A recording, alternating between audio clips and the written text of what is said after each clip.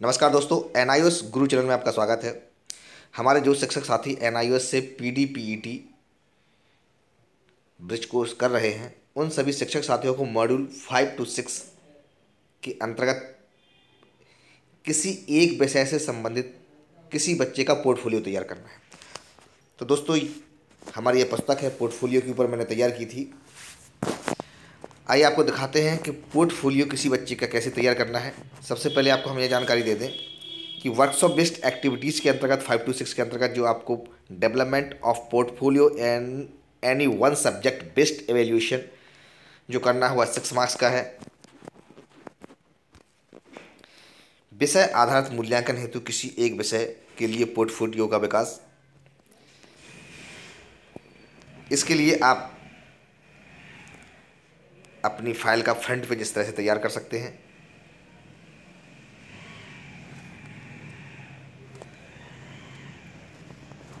इसके अलावा इसमें आपको लिखना क्या है, तो सबसे पहले तो आप अपनी फाइल में पोर्टफोलियो क्या होता है इसके बारे में संक्षिप्त परिचय देंगे।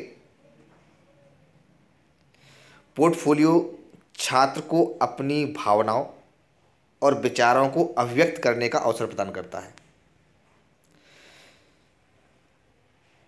छात्र की उन गतिविधियों के बारे में जानकारी प्राप्त करता है जो छात्र के साथ कक्ष के बाहर घटित हो रही हैं।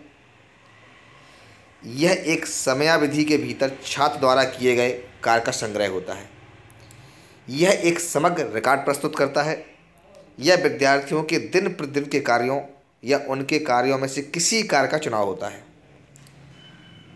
इससे छात्र का कौशल या ज्ञान किस प्रकार विकसित होता है, उसकी एक छवि उभर कर सामने आती है।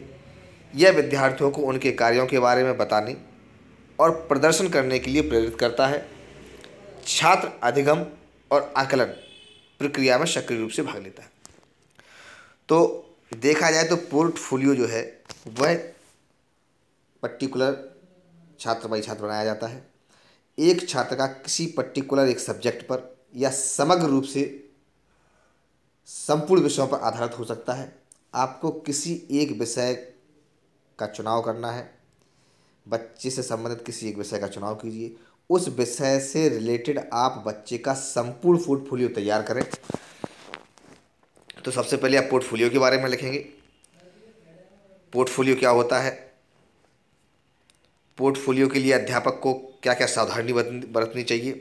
तो आइए दोस्तों, यहाँ से हमने पोर्टफोलियो शुरू किया है। तो पोर्टफोलियो में सबसे पहले तो आपको छात्र छात्रा का नाम, उसका कक्षा अनुक्रमांक, पंजीयन संख्या, विद्यालय का नाम, माता का नाम, शैक्षिक स्तर उनका क्या है, पिता का नाम, उसका शैक्षिक स्तर क्या है, क्या व्यवसाय है, बच्चे की जन्म तिथि क्या है, फ़ोन नंबर, पता, बच्चे का फ़ोटो, बच्चे के माता पिता का फ़ोटो, संरक्षक का नाम या परिवार का आर्थिक स्रोत, अभिभावक बच्चे की पढ़ाई के प्रति क्या दृष्टिकोण रखते हैं, और छात्र छात्रा में सभी बहनों में क्या संख्या है, कितने उसके भाई बहन हैं और किस नंबर का है। सबसे पहले तो छात्र से संबंधित पोर्टफोलियो तैयार करने के लिए उसका समग्र रिकॉर्ड जो होता है, पारिवारिक पृष्ठभूमि उसकी जो होती है, उसको हम लोगों को तैयार करना होता है। इसके बाद कक्षा में विद्यालय में कब आया, किस कक्षा में उसने एडमिशन लिया है, इसको आपको इंगित करना होगा। कुछ क्वेश्चनायर होते हैं, उनको आपको छात्र से संबंधित जो क्वेश्चनायर हैं उनको आपको इंगित करना है। इससे आपको छात्र की वस्तु स्थिति का पता चलेगा, किस प्रकार से उसका सही हो गया, क्या उसकी मनोस्थिति है, अंतर्मुखी है या बहिर्मुखी है, खेलकूद में उसकी क्या रुचि है, संगीत में रुचि है या नहीं है। छात्र की जिस क्षेत्र में रुचि उसका विवरण दें। यदि कोई शारीरिक कमी हो तो उसका भी उल्लेख करें। छात्र छात्रा वर्ग का सामान्य वर्ग, अन्य पिछड़ा वर्ग, अनुसूचित जाति जनजाति, अल्पसंख्यक या बीपीएल किस कैटेगरी का है उसको आपको इंगित करना है। उसकी स्वास्थ्य की क्या प्रगति है, यह हो सके तो चिकित्सक द्वारा भरा लिया जाए। इसके अलावा उसकी उपस्थिति क्या है। तो यह तो हो गई सामान्य जानकारी जो बच्चे के पोर्टफोलियो तैयार करने के लिए आपको तैयार करनी है। इसके बाद आता है विषय। पर्टिकुलर किसी एक विषय से संबंधित आपको बच्चे का, छात्र का प्रोफाइल तैयार करना है। कोई भी आप एक विषय चुन सकते हैं। उसके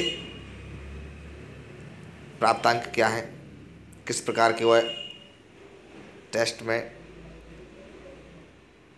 प्रथम सत्र, द्वितीय सत्र, अर्धवार्षिक या वार्षिक परीक्षा में किस प्रकार से वो अंक अर्जित कर रहा है, कितने उसके मार्क्स आ रहे हैं, उसको आपको इंगित करना है। इसके अलावा विषय के क्षेत्र में छात्र द्वारा विद्यालय के बाहर की गई गतिविधियों का विवरण। आपको प्रोफाइल में सिर्फ विद्यालय के अंदर की जाने वाली गतिविधियों का ही विवरण नहीं देना है, अपितु विद्यालय के बाहर भी छात्र कौन कौन सी गतिविधियां करता है उस विषय से संबंधित उन सभी को भी आपको इंगित करना है। तो जैसे कि यहाँ पर मैंने विषय सामाजिक विज्ञान लिया है, तो सामाजिक विज्ञान से रिलेटेड बच्चों ने क्या कार्य किए विद्यालय के अंदर, विद्यालय के बाहर, उन सभी की आप फोटोग्राफ्स लगा सकते हैं, उनके चित्र लगा सकते हैं, उनके मॉडल्स उसने जो बनाए हुए हैं उनको आप इंगित कर सकते हैं। छात्र द्वारा कुछ ग्रीटिंग कार्ड जैसे तैयार किए गए हैं तो उनको भी आप अपनी पोर्टफोलियो में लगा सकते हैं। इसके साथ ही छात्र द्वारा तैयार की गई कोई प्रोजेक्ट फाइल हो, जैसे सोशल साइंस सब्जेक्ट लिया, सोशल साइंस में उसने क्या फाइल, कौन सी प्रोजेक्ट फाइल तैयार की है, उसको आप लगा सकते हैं। तो इस प्रकार से जो भी कार्य बच्चे द्वारा उस विषय से संबंधित किया जाता हो, चाहे वह विद्यालय के अंदर हो या विद्यालय के बाहर हो, वह सभी बातों को आपको बच्चे की उस प्रोफाइल में इंगित करना है। बच्चे को यदि कोई पुरस्कार मिला हो तो उसको भी आप लगा सकते हैं। इसके साथ साथ ही छात्र के संबंध में उसके विभिन्न मित्रों द्वारा क्या टिप्पणियाँ की गई हैं, उसके विभिन्न सहपाठी क्या उसके बारे में सोचते हैं, 2-4-6 छात्रों की आप अभिव्यक्ति इसमें डाल सकते हैं, उनके वक्तव्य आप डाल सकते हैं। इसके अलावा अभिभावक की टिप्पणी में हस्ताक्षर करा लें। अभिभावक का अपने बालक के प्रति क्या इंटरेस्ट है, क्या सोचता है अपने बालक के संबंध में, तो वह सब भी आप अभिभावक से लिखा सकते हैं। इस प्रकार से आप कंप्लीट एक पोर्टफोलियो किसी छात्र का तैयार कर सकते हैं। दोस्तों, यदि आपको यह वीडियो पसंद आए तो इसे लाइक, शेयर और सब्सक्राइब करना ना भूलें। हमारे शिक्षक साथियों ने अगर इन पुस्तकों को पढ़ा होगा तो उन्हें निश्चित ही सफलता मिली होगी। आप हमारे YouTube चैनल NIS गुरु से अवश्य जुड़ें। इसके साथ ही साथ आपको सबसे लास्ट में हम बता दें, प्रोफाइल तैयार करने के बाद आपको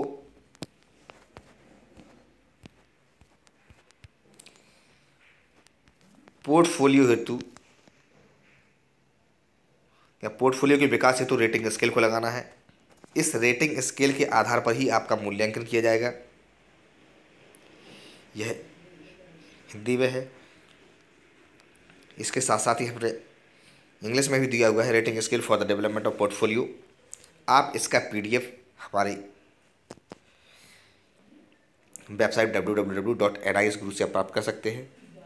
इसका लिंक भी हम अपने डिस्क्रिप्शन में देंगे, वहाँ से भी आप डायरेक्ट हमारे YouTube पे पहुँच सकते हैं। तो दोस्तों, आपको हमारे साथ जुड़ने के लिए बहुत बहुत धन्यवाद। आप हमारे YouTube चैनल को लाइक, शेयर और सब्सक्राइब करना ना भूलें। धन्यवाद।